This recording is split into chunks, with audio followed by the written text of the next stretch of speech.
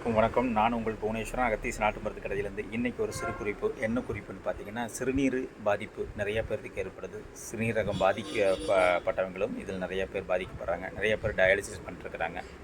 இதிலேருந்து நம்மளை பாதுகாத்துக்கிறதுக்கு ஒரு சிறு குறிப்பு தான் இன்றைக்கி கொடுக்க போகிறேன். அதுக்கு என்ன பண்ணோம்னா, சீரகம் சீரகம் அப்படின்னா நம்ம உடம்பை சரி பண்ணக்கூடிய முழு ஆற்றலும் அந்த சீரகத்தில் இருக்குது. அதை நாம் அன்றாடம் உணவில் நாம் பயன்படுத்திகிட்டு இருக்கிறோம். அதோட மகத்துவம் நம்மளுக்கு தெரியாது. அது அற்புதமான ஒரு மருந்து சீரகம். ரெண்டாவது சிறு நெரிஞ்சில் இல்லை பெருநெரிஞ்சில், யானை நெரிஞ்சில் இப்படி இருக்குது. இது ஏதோ ஒரு நெரிஞ்சில் நம்மளுக்கு கிடைக்கிற நெரிஞ்சலை எடுத்துக்கலாம். மூணாவது சிறு பீளை, அதாவது பூளைப்பூ.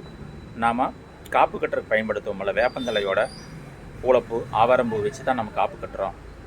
அந்த காப்பு கட்டுறக்கூடிய பூளைப்பூவை ஒரு கை சேர எடுத்துக்கங்க.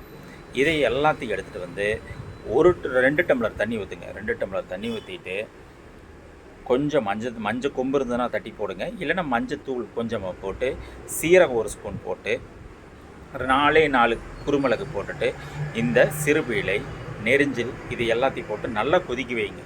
கொதிக்க வச்சுட்டு 1 டம்ளர் சுண்ட வச்சு காலையும் இரவும் கண்டிப்பாக எடுத்துங்க. காலையிலும் இரவும் இது கண்டிப்பாக எடுத்துகிட்டு வாங்க. ஒரு 2-3 நாள் இதை தொடர்ந்து குடிச்சிட்டு வந்தீங்கன்னா, யூரின் போனால் கடுகடுப்பு வர்றது, சொட்டாக யூரின் போகிறது, சரியா, யூரின் போனால் எரிச்சலாக இருக்கிறது, இந்த மாதிரி இருக்கிற பிரச்சனைகள் எல்லாம் சுத்தமாக சரியாயிடும். ஏன், யூரின் ஸ்டோன் இருக்குதுல்ல, அதாவது சிறுநீரகக்கல், அதுவும் கூட சரியாயிடும். இது எந்த வித பக்க விளைவும் கிடையாது.